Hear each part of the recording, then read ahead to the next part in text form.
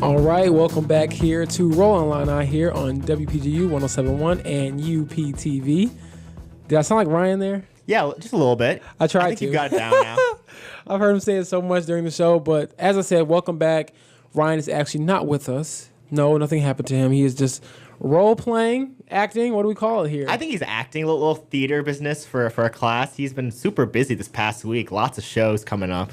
Yes. I think he performed at 5 o'clock, and then he has another show coming in an hour. Exactly. So, just to let everyone know, I will not be signing up for that class because I'm not doing plays on Friday nights. But shout out to Ryan for getting his schoolwork done because I guess we're still students here, right? Yeah, kind of, I guess. That's what we do. All right. So even though Ryan isn't able to be with us today, we were able to do a couple different segments during the week, pre-record some things, and really do some fun stuff. One segment that we did, we talked to a wheelchair basketball referee who's been doing it for a very long time. And even though, like I said, Ryan's not here, he's here in spirit, and he was a part of this segment. And so we'll let you listen to that right now. Welcome back to Online here on WPGU 107.1 and UPTV. James Boyd here. Will Gerard, I'm Ryan Wilson. Back on this Friday, I have left and came back temporarily to talk with Larry Labiak, an alum of the university. How are you, Larry? Still short after all these years. Go Illini. Sounds great. Now, I know you referee some wheelchair basketball games, and we're a few weeks away from a tournament in Chicago. I know you're always there. What's the lead-up to refereeing a season in wheelchair basketball? Well, thanks for plugging our tournament, Ryan. It's our 9th annual Second City Showdown, and both men and women Illini wheelchair basketball teams will be in attendance. So for me this year, this is my first tournament. In recent years, our partner in adaptive sports, formerly the Rehabilitation Institute of Chicago, now the Shirley Ryan Ability Lab, has an what I consider an early season tournament. It would usually be the last weekend of this month, but that has been pushed back this year. The lead up for me would have been reading my NCAA rules, reading my NWBA, my National Wheelchair Basketball Association rule book, comparing variable relationships, differences in small ways that exist, and then taking the referees test, which is required of all approbated, certified National Wheelchair Basketball Association referees per annum in order to do games that are sanctioned by the National Wheelchair Basketball Association and to be eligible to officiate postseason play. So I had an opportunity in August with a colleague of mine who's actually the head referee for the collegiate division, Dave Ryder, to host a referees clinic. And so, we were working with referees in the classroom, and then we went out on the court, and it was in conjunction with a women's camp up here in the Chicago suburbs. So it worked well for us to give them an opportunity to work on court. And these were all veteran high school referees, but they had very little exposure to wheelchair ball. So all of those things helped me get ready for the first tournament, which will be the Second City Showdown this season. Got it. Now, you mentioned a test you have to take to be eligible to ref. What does that test look like, and how much studying do you have to do? I feel like that kind of takes me back to some exams here. Yes, I prefer pass-fail, actually, if that's still an option. It is the National Wheelchair Basketball Association officials test, and of course we have an association affiliated with the NWBA called the National Wheelchair Basketball Officials Association, the NWBOA. And this test is administered under the auspices of the National Association. It is a 50-question test. It is open book, and you must achieve a minimum 70% passing grade. Now, that really isn't that hard. That's why, people think there are so many bad referees. That was a moment of levity. Because, that's only a part of it, though. So there are some tricky questions that are easy to miss. And then there are some very straightforward questions. Some deal with the women's NCAA division, because we have women's division wheelchair ball. Some deal with the men's NCAA ball.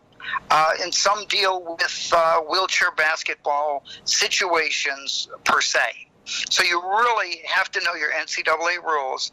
You have to know how they interrelate with wheelchair basketball rules. You have to achieve 70%. Now, that's important.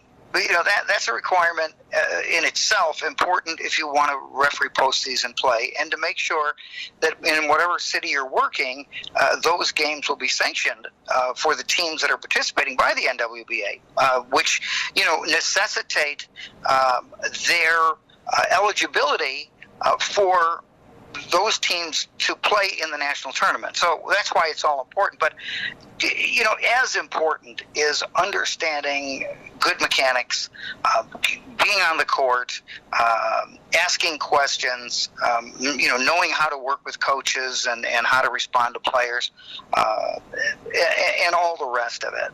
And I've been refereeing now for 35 years, and on various days, I'm better at some of those elements and worse. And every once in a while, somebody will say to me, "Gee, you are a wheelchair athlete, and you are a former wheelchair basketball player, and I've seen you play, say, wheelchair softball, Larry, and you're such a..." I guess I can't say that on the air, as a competitor, and then you're so different as an official. I said, well, it's just a different role that you play, and we all play multiple roles. And sometimes I'll say, hey, but how I respond on the court really depends on my mood. And I joke in some sense, but in actuality, the frame of mind you're in on a particular day, it does, I think, impact to some extent how you call a game. So you really need to prepare yourself mentally to be ready and in the same mode, regardless what's happening in other elements of your life, in order to be consistent. And then again, the rule book's important, experience is important, and a reasonable demeanor is critical, I think, to be a good wheelchair basketball or any official in sports. So I'm James. I actually referee here for our intramurals sports here on campus. Get yelled at. Yeah, that's what you call it, James. Yeah, that's what I call it. Get yelled at a lot. But other than that, I know. What have you seen as far as differences between the men's and women's games when it comes to wheelchair basketball? Any type of rule changes or things that go on in the men's game that don't happen in the women's game, and vice versa? Are you talking about the men's-women's wheelchair game, yes, or just? Well, they're almost identical. Up until a couple of years ago, the women's division had a right of option, where up until the last 5 minutes of a game, in women, talk about sexism, not unintended, but you could describe it as such, depending on your social underpinnings. Up until the last 5 minutes of a game, women could opt not to shoot free throws and to take the ball out of bounds instead, up until the last 5 minutes. And then after that, if someone was fouled in a shooting situation, they would have to shoot the free throws. And this was a rule that was established years ago when women division was newer, and that women were not so jockette as they are today, where they do the same kind of weight training and cross training as men do. And so in the last 2 or 3 years, that was eliminated. Other than that, the men's game is generally more physical. The women's game, I would say, more finesse to some extent. But there are women that are bruisers. And if I say, hey, she plays like a guy, I mean, that woman is physical, strong, dominant, and that you see that among more and more women. And because women's teams in wheelchair ball do often play men's teams, they get the experience of physicality and bruiserism, if you will. So other than the men's game overall is more physical, not many differences. And a lot of the players are bigger in the men's division, but not without exclusion. Now, besides the rule changes on the women's side, how have you seen women's wheelchair basketball develop over the years? Oh, my Lord. When I first was exposed to women's wheelchair ball, I think I was still an undergrad back in the mid-'70s. And even then, I had this sense of refereeing because I remember right at that time or shortly thereafter, we had some very early women's games. And my coach, then Bob Simon, who went all the way to the PhD level at the U of I, asked me to referee the women's games. So it was more intramural, as James mentioned.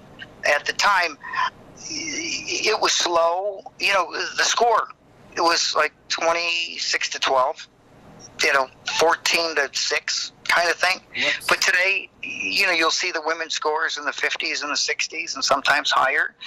The chairs, of course, way back when were heavier and slower, so that was a part of it too for both men and women. When I started wheelchair basketball at the U of I in '72, oh my God, I can't believe it. I should have said '82. Who would have known? And even then, you guys go, my God, that was historical. But anyway, we were mostly still pushing chrome steel, Everest, and Jennings. Look it up on Google or Wikipedia. Wheelchairs that weighed 50 to 55 pounds. Well, today they're 18, 16, 20, including the wheels. When I started playing wheelchair ball, I weighed 112 and my chair weighed 55, so I wasn't too fast. But the equipment has made a difference. Again, the training has made a difference. And when I see a woman player, and I remember one of the U of I women deked and rolled right around and finished a layup over a big, tall double amp from one of the Chicago teams 2 years ago, I get a big old smile on my face. Because, I've always been a big supporter of women's athletics, and I remember when Title IX was the legislation that passed, very controversial. And I have 7 sisters, so, I've never lost touch with my so-called feminine side. Otherwise, they would have beat me into a pulp. And not kidding. And so I've always been, a big supporter of women's sports. And they're jocks today, and I say it with, only impressive applause. Hey, Larry, one question I have for you is before we started the segment, you kind of talked about some of the sporting events in terms of softball and others that you are officiating this year. So my question for you is, how many do you expect to officiate over the course of the year? How many games? Yeah. How many sporting events? Yeah. Oh, well, now, so wheelchair softball, let me clarify. I still play. I've been a player forever. I'm not an official, and that you was only officiate basketball? Yes. Yeah. At a point in time, a bazillion years ago, working a full-time job, proud to say I've been in the workforce for 40-plus years. I used to be on the tennis circuit, wheelchair softball circuit, murder ball or quad rugby circuit, and refereed wheelchair basketball. So that was crazy life. That was probably 20 years ago. I dropped tennis 25 years ago and dropped rugby probably 20 years ago, and have focused my efforts on wheelchair basketball. And as a player, turning over to being a referee in wheelchair ball.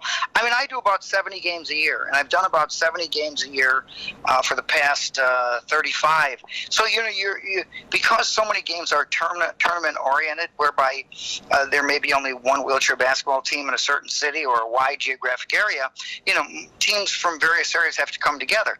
For instance, we have a big junior tournament in Rockford coming up. It's annually the second weekend in December, and that draws about 20 teams from all over the Midwest, and even as far as LA and Philadelphia and the Washington D.C. area.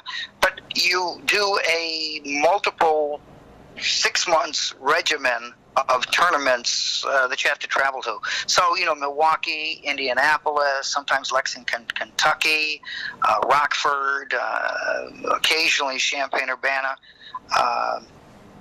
the Twin Cities.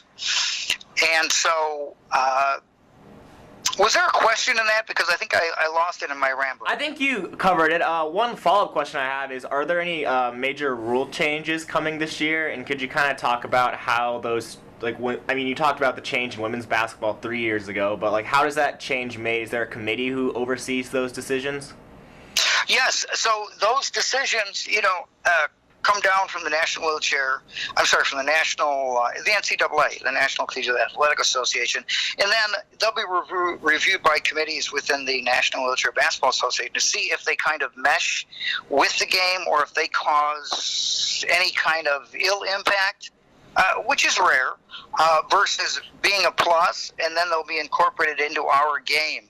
Not much different going on this year. A couple of years ago, one change that caused a little confusion initially was that a coach could not call a timeout during a live ball situation, and the confusion in the beginning of the season occurred when a secondary interpretation came down from the NCAA that during the time after a basket made, the ball is retrieved out of bounds by a player that was a defender and now is going to be an offender and inbound at the baseline. A referee can, in fact, call timeout because that is considered a dead ball situation from the time the player retrieves it, turns, faces the baseline, and is ready to inbound the ball. So, that caused some confusion back then. But now we've pretty much got it straightened out, and that was the issues were mitigated by a conference call from our rules interpreter for wheelchair basketball, who's a longtime referee, Mike Woodard, and any member of the officiating crew across the country who wanted to be a part of that call. So in the fall, it's typical that we'll have such a call, especially when there are rules changes, and anybody can call and participate and voice concerns, ask questions, give their personal input, etc. Sure. Now, Larry, I know when I talked with you last year in Chicago, it seems like a long time ago, we talked about kind of your connections with Tim Nugent, kind of a big figure around here, kind of legit.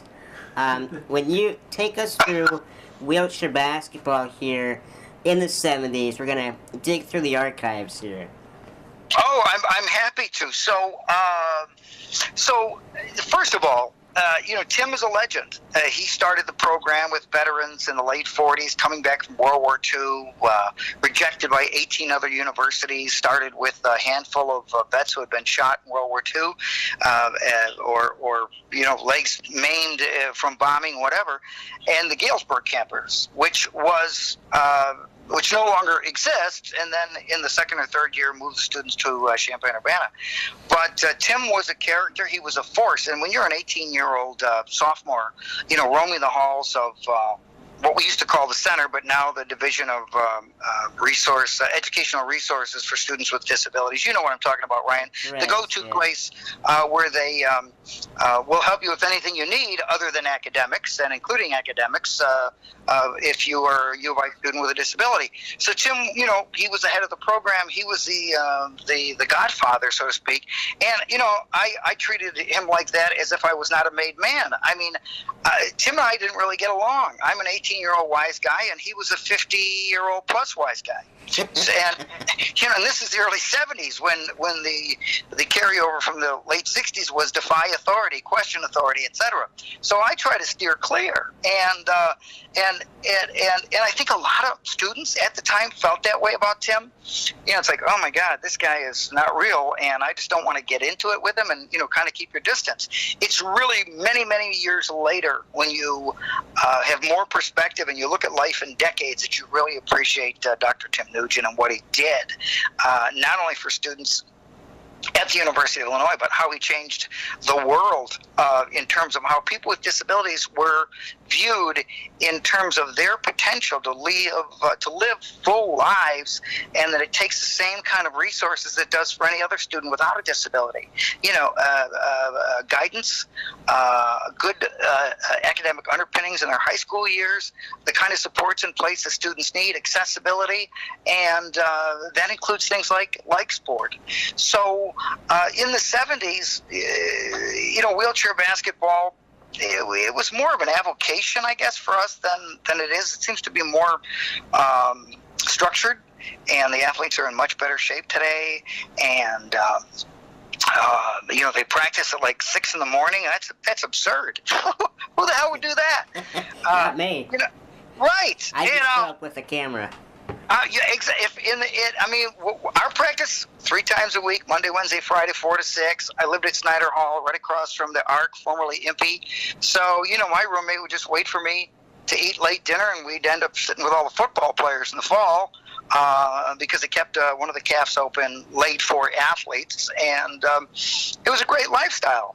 I don't know what they do now. Do they eat an early breakfast or maybe have brunch afterward before they go to class? I think some of them do. Very nice.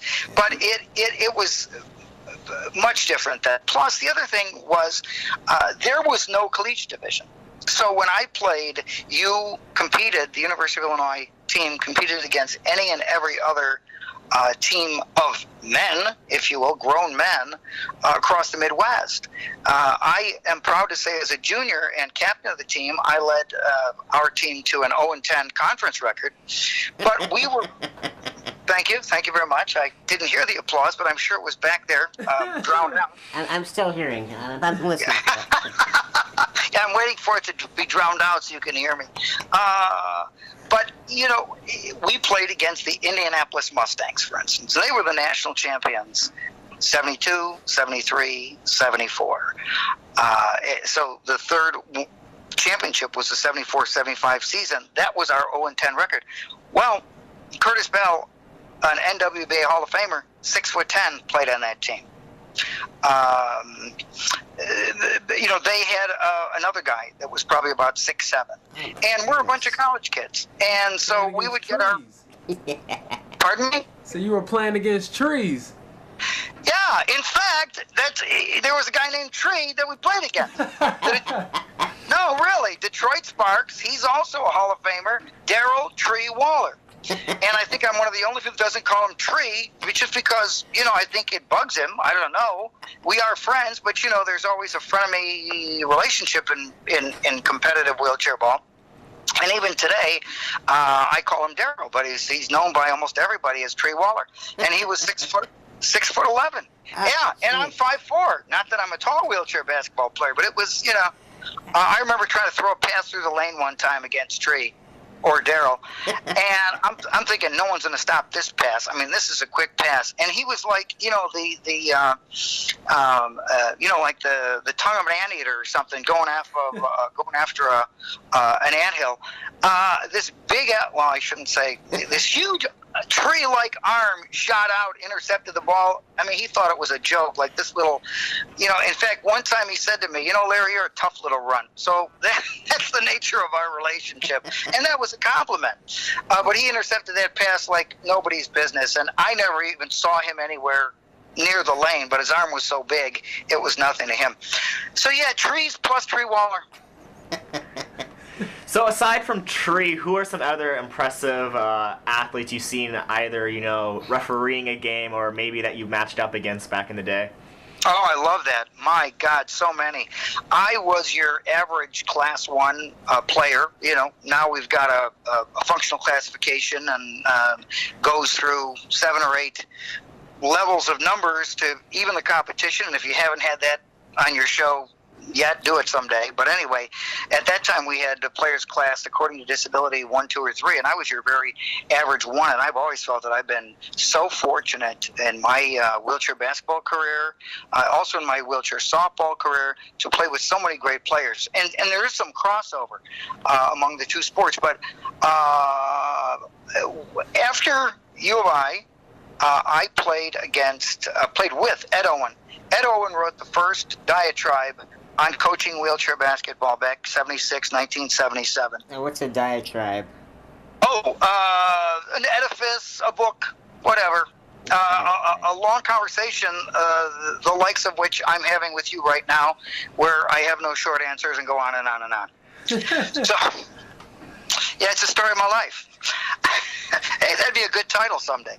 Anyway, Ed was the original great teacher of the sport. So while Tim was one of the originator of the National Wheelchair Basketball Association and one of the first people to ever coordinate across the country wheelchair basketball, Ed was, in my eyes, the first great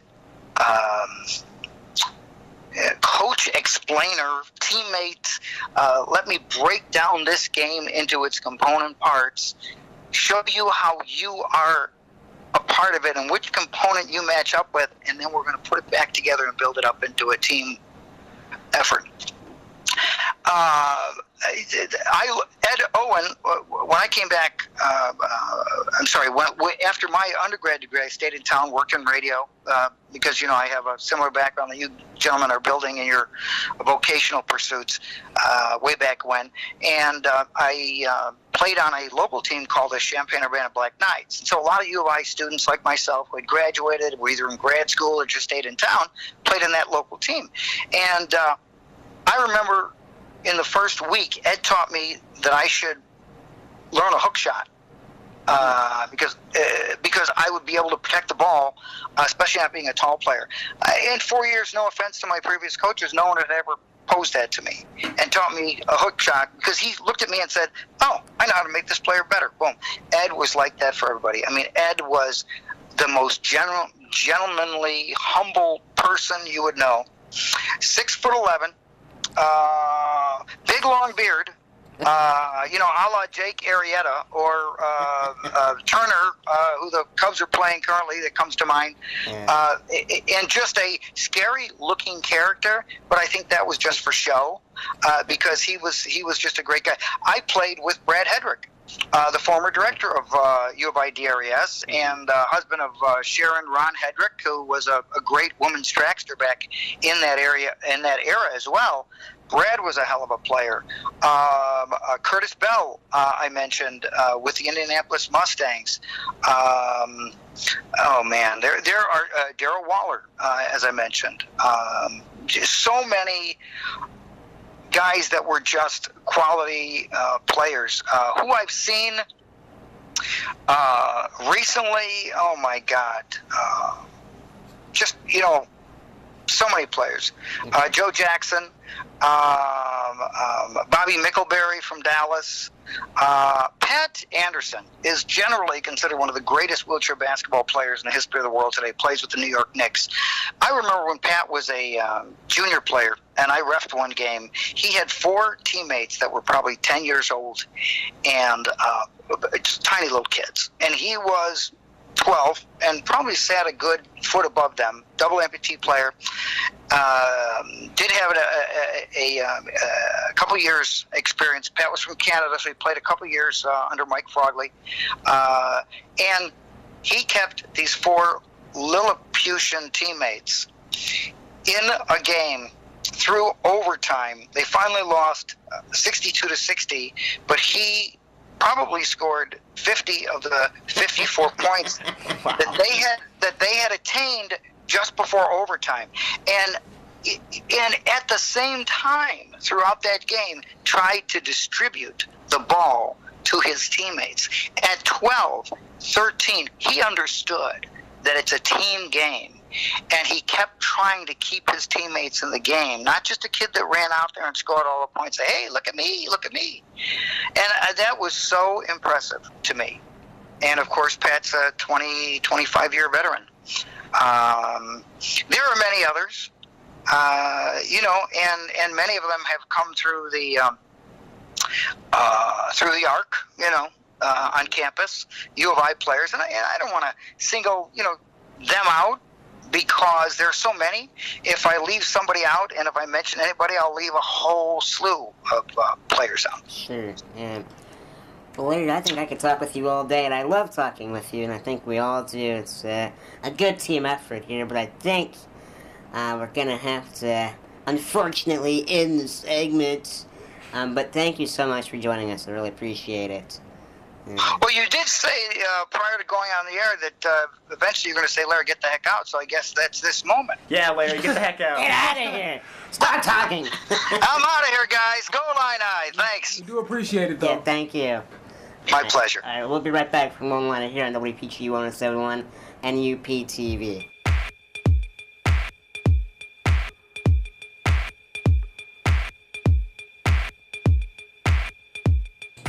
All right, welcome back here to Rollin Illini here on WPGU 107.1 and UPTV. I think I'm sounding like Ryan the more I do this. Yeah, you got it down now. I think Ryan better watch out for his job. I know, man. We don't need him, or do we? I think we do. I like that guy. But I hope you had a good time listening to Larry Labiak. Did I say that? Labiak? Mm-hmm. Very interesting guy. Can talk a lot. Fun guy. He's been, like he said in the interview, he's been doing it for 35 years as a referee. I referee intramural sports, and I could not imagine being yelled at for that long. But he seems to enjoy it, and it was cool to hear his perspective about wheelchair athletics. Yeah, I definitely like to catch him with Labiak. I think it's Labiak, not Lubiak. When you hear my the next interview we have here, I'm pretty sure I butchered his name too this morning. So that's all right, James. I think you'll forgive us this one time. I know our journalistic integrity is shot. We pronounced his name wrong. No, in all seriousness, Larry, I know that part is right. Was a good interview.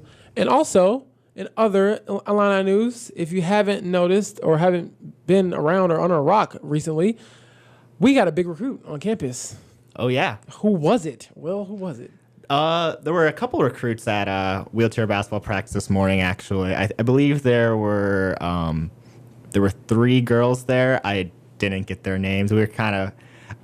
we're not quite sure where we stand in terms of speaking with athletes firsthand, but in this interview we're about to play, Stephanie Wheeler, the women's head coach, will kind of explain to you, the listener, a typical visit, and it's actually very similar to what they do for almost any other athlete visiting campus. It's a whole day affair. Exactly. So, Ayo Donsunmu is not the only recruit that was recently on campus. I know we just landed him. Everyone's excited.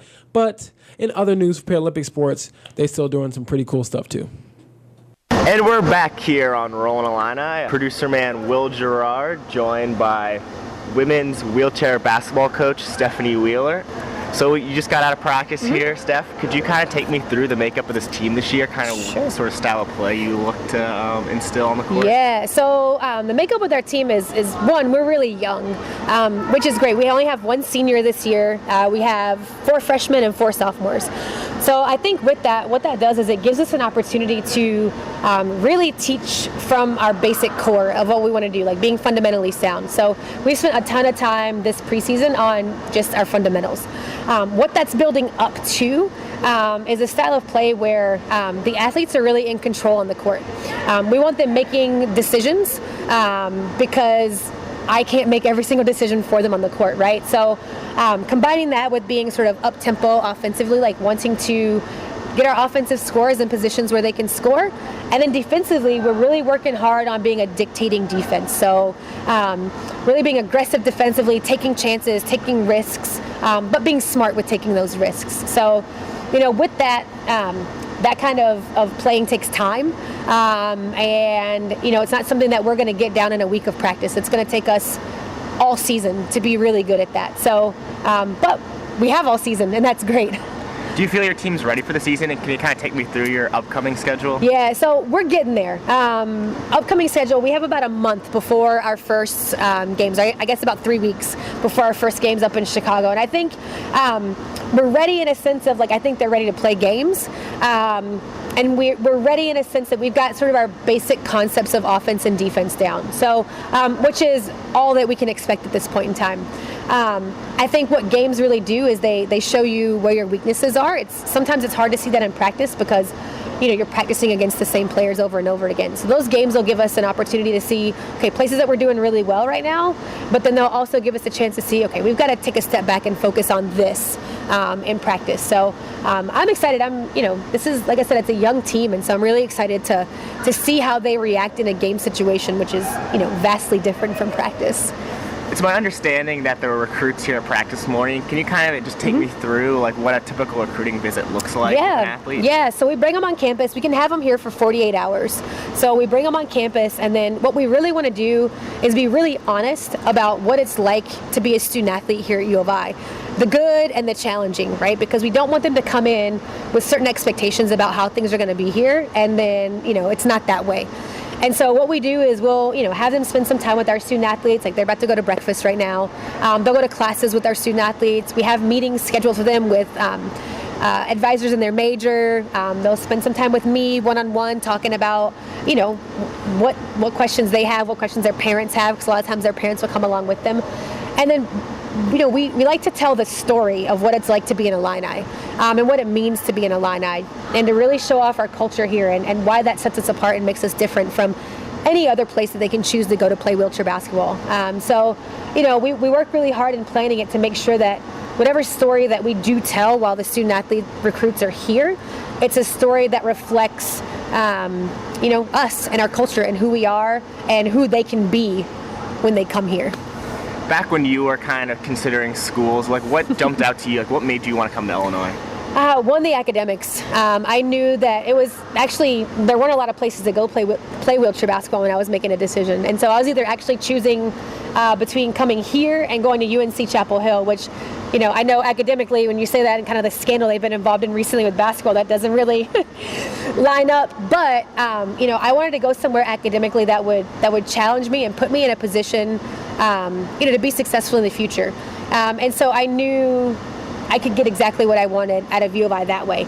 And then secondly, the coach that they had here at the time, Mike Frogley, throughout the recruiting process, he told me where I fit in here. He told me what I could be if I came here. He told me how he would help me get there. And so that was really important to me because I had never had anybody tell me that before. And just the passion that he had and the investment that he had in me as a player and wanting to make me better, that was really important. And then lastly, the history that we have here. I think it's a really unique space to be where you're in a program that has just so much history, and knowing that you stand on those people's shoulders, but you also get to add to that history and add to that legacy. And, I couldn't think of a better place to come and do that with being here. And, I wouldn't have changed it for the world. Like, it was the best decision I've ever made in my life to come here. Gotcha. And so hopefully our recruits will think the same way, right? Like once they choose to come here, hopefully they'll really feel that it's the best decision they could have ever made. What's your current involvement with Team USA? Do you plan on being the head coach in Tokyo? And do you expect to see any Illinois, any Illini on that roster? So I actually stepped down from that coaching position after the Rio Paralympics, mainly because this is where my passion is here at U of I. One of the things that I realized while coaching Team USA is while I loved it and it was a challenge, I became a better coach through coaching Team USA because you're coaching such a high-level elite athlete. And so, but what I learned throughout that process was that my heart is really here at U of I, and my passion is really here with working with this age group of student athletes every single day to make them better. And so, and I felt like I wasn't able to give all of myself to our student athletes here, and that's not fair. It wasn't fair to them, and so I decided to step down to put all of my attention and energy back here. That's what gets me out of bed every morning. So what's really special to you about coaching college athletes? There is such an important time developmentally in their lives, socially, mentally, physically, everything, right? Every part of their development is in such a crucial phase. And I think it's really important that they can have positive influences in their lives to help them learn how to make those choices and decisions. I had a phenomenal coach in college. I couldn't have asked for a better coach to have. And the lessons that I learned from him, I use every single day, and it helps shape and mold me into the person that I am.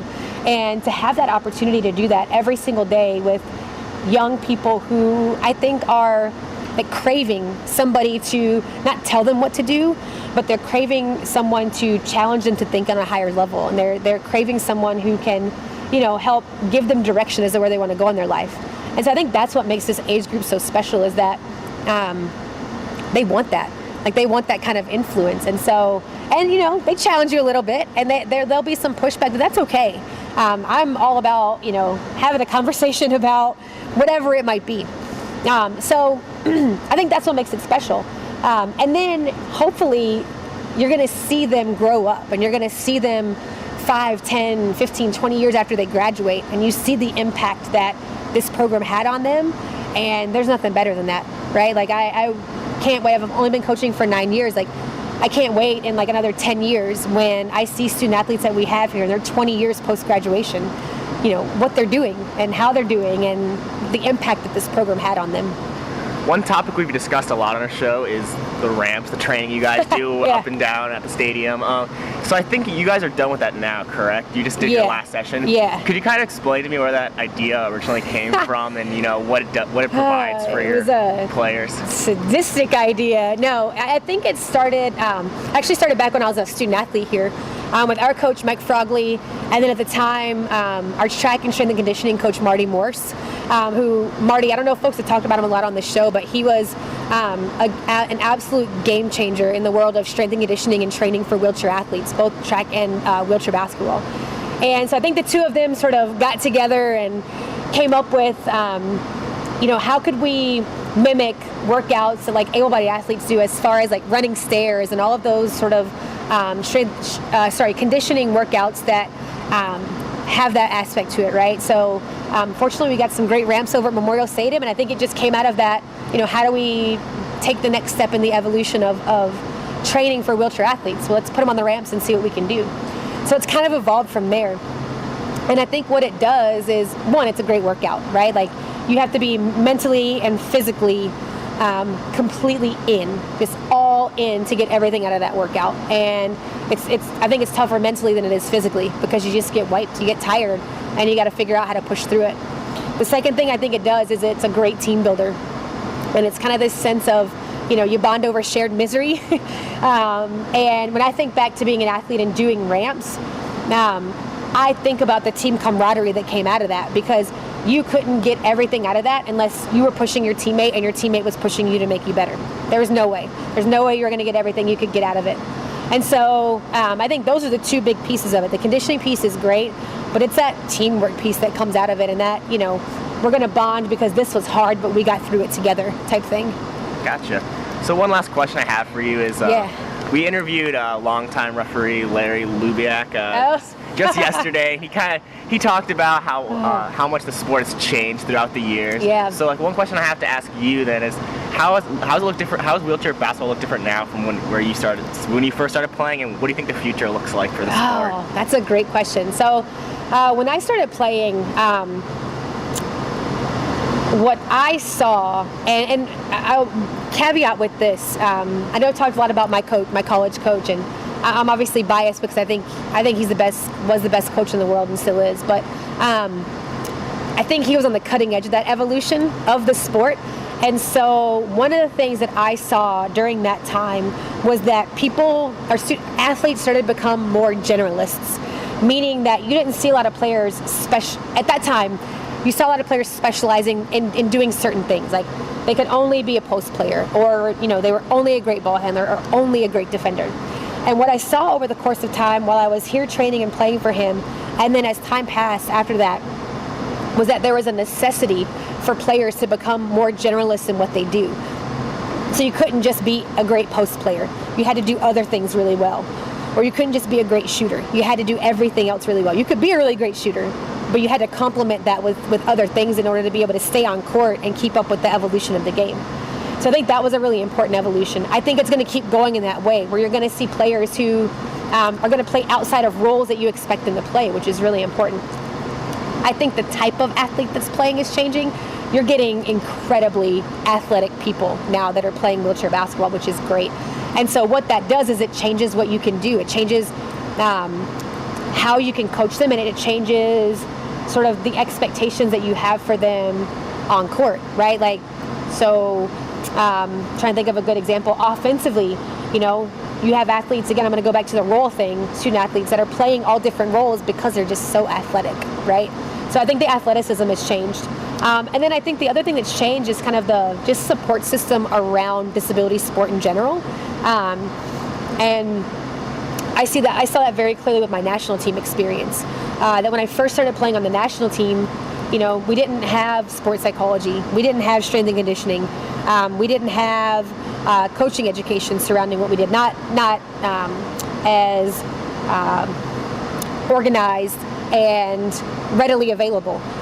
And when I coached this past quadrennial, that stuff was readily available for us. We had a sport nutritionist, right? We had strength and conditioning. We had a sports psychologist that went to every training camp, that was there with us in Rio on the bench during the gold medal game, right? So I think the support services that surround disability sport now have become more on par with their able-bodied counterparts. All right, well, that's great to hear. Thanks for catching up with me. I really appreciate it. Yeah, not a problem. Good luck Thank you. Today with your recruiting visits. Thanks. I appreciate it.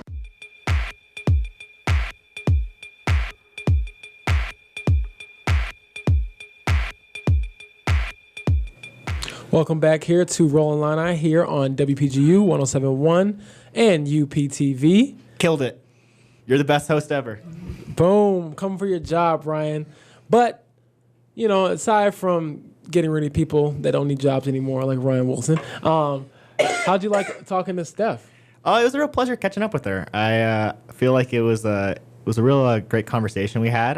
I'm thankful that she was willing to talk to me for a few minutes after practice. I know she told me that typically most Fridays are just full of meetings for her job at the university, but today they had a lot of activities planned with those recruits, and it was just incredible. Another chance, to catch up with a Paralympian. I mean, someone who has 2 gold medals. She coached for Team USA for several years, and just was really giving back to this campus community. Yeah, that's pretty cool. Even just looking back across the couple of interviews that we had with several different Paralympic athletes, past and present, it has been a pretty fun ride. We had the chance to interview, obviously, Tatiana McFadden, Jean Driscoll, who has Olympic medals, Stephanie Wheeler, and so on and so forth. Even my guy, Larry Labiak, finally got it right in the last couple minutes of the show. And speaking of refereeing, because that's what he did, I'll be refereeing a Special Olympics soccer tournament tomorrow, actually. They were here earlier this year for flag football, so they're coming back for soccer. And it was a lot sooner than I thought, but it should be fun. It'll be a time for you to learn, obviously how to referee that variation of soccer. But I'm looking forward to a good time tomorrow, just being around good vibes and being around sports because I love it so much. That's real exciting. Are there any special rules you had to learn for the games coming up this weekend? Yeah, usually there's less contact, and if anything, the best way I can put it, since Special Olympics is a lot different than Paralympics, Special Olympics deals with more cognitive and intellectual disabilities. The rules are very streamlined in a sense. So I'll go tomorrow a little bit early to get the gist of it. It's not super different, but they have a couple of different things that I'm sure they want us to key in on. But overall, it's a good time, and just a change of pace from being yelled at from our usual intramural participants that get really upset about my calls and tell me that I'm a terrible human being. Tomorrow I'll probably get a couple hugs. I think last night they gave me a few snacks to butter me up to give them some good calls, but it should be a good time and a good way to kick off this Saturday. Yeah, for any new listeners out there, James is a longtime referee for Campus Rec. Long time, 4 years in. I believe you've refereed for basketball, flag football, soccer. Yep, volleyball. Volleyball. Are there any other sports I'm forgetting here? No, those are the 4. I do the main 4. I try to stay away from kickball and softball because those fields are way too far from where I live. But hey, if I needed to, I get out there too. I just stick to what I know, and it's been a fun ride. Obviously, just looking at everything that we do. Even Ryan right now being at his play for his class. We do things outside of Rollin Illini, but I think it's cool how we can tie it in kind of together with what we're doing here. Yeah, definitely, for sure. And I can't wait to have maybe Ryan talk about his show a little bit next week if we get the chance. I don't know what his schedule looks like. Yeah, he's a busy man. He might be this big time celebrity next time we talk to him. Yeah, he might be getting a movie offer. Who knows? Yeah, man, right? I don't know. His availability might be tight next week. We'll see. But I just have to thank him for giving me the opportunity to come on the show, have a good time this year, and again, talk to some incredible people that have done incredible things. I feel like every week we're talking to somebody that has done something very significant in the world of Paralympic sports and just life in general. Even off the phone with Larry, he gave us, the speech about enjoy every moment, and we stop on the quad. He said, "Don't be afraid to skip class." Oh, all right, I'll remember that one. Exactly, but having that advice and having that insight from people that obviously have been to college and are great alums from our university and just accomplished a lot of things in life, having them tell us that to enjoy the moment, enjoy what we're doing right now with Rollin Illini. Especially with someone who's he falls under the branch of college and media, I believe. He's a former communications major himself. But having the alum say that to us is pretty cool, man. It's been fun. I have no complaints. Every week I say this, it is a great time, great way to start off my weekend. So I guess we'll end on that note. Again, thank you for listening in. This is Rollin Illini here on WPGU 107.1 and UPTV.